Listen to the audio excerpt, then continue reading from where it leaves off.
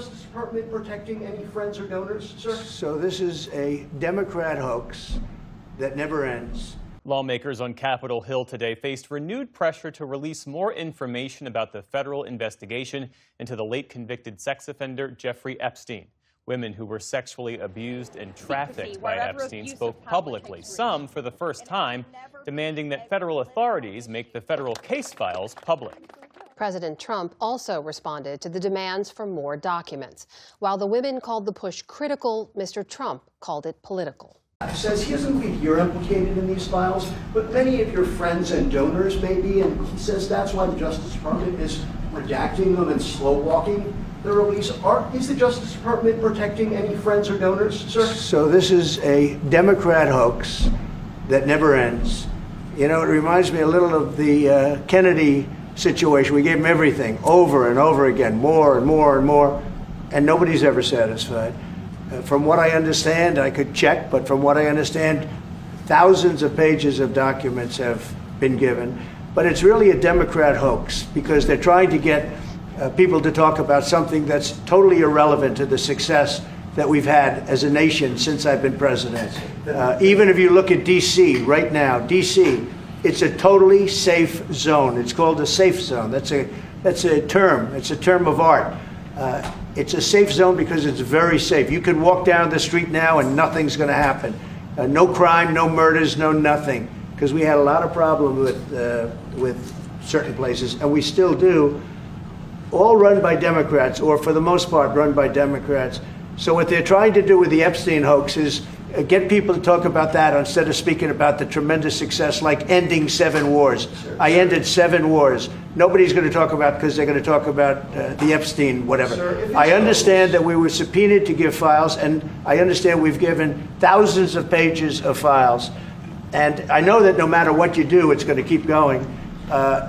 And I think it's enough because I think we should talk about the greatness of our country and the success that we're having. I think we're probably having, according to what I read, even from 2 people in this room, we're having the most successful 8 months of any president ever. And that's what I want to talk about. That's what we should be talking about, not the Epstein hoax.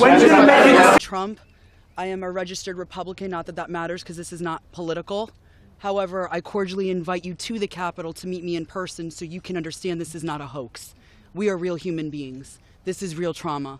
My name is Marina Lacerda. I was minor victim 1 in federal indictment of Jeffrey Epstein in New York in 2019. I was one of dozens of girls that I personally know who were forced into Jeffrey's mansion on 9 East 71 Street in New York City when we were just kids. Today is the first time that I ever speak publicly about what happened to me. The only reason that I am here is because it feels like the people who matter in this country finally care about what we have to say.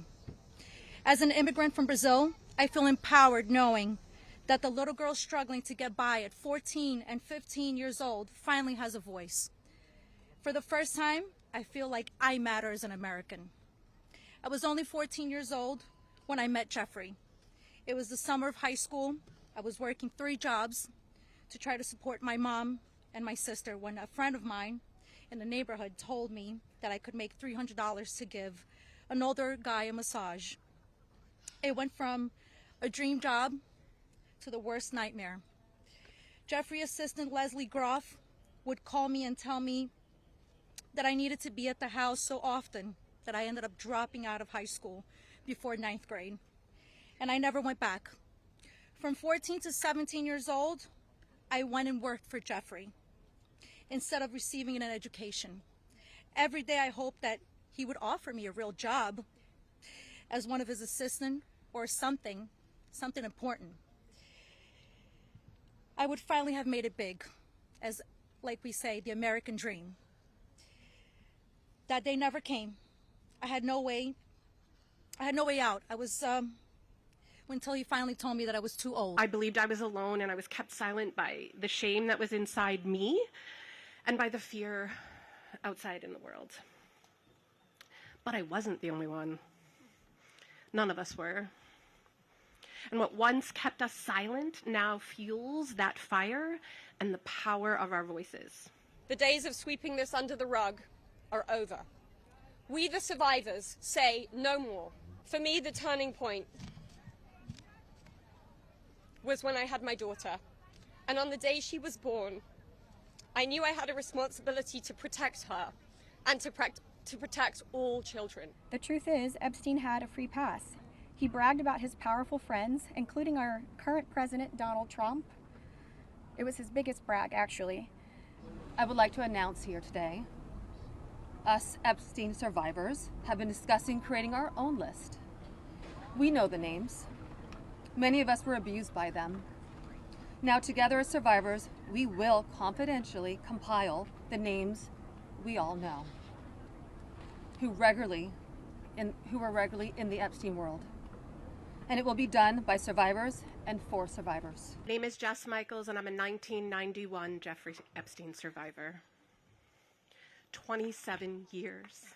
For 27 years, I thought I was the only one that Jeffrey Epstein raped. I believed I was alone, and I was kept silent by the shame that was inside me and by the fear outside in the world. But I wasn't the only one. None of us were. And what once kept us silent now fuels that fire and the power of our voices. We are not the footnotes in some infamous predator's tabloid article.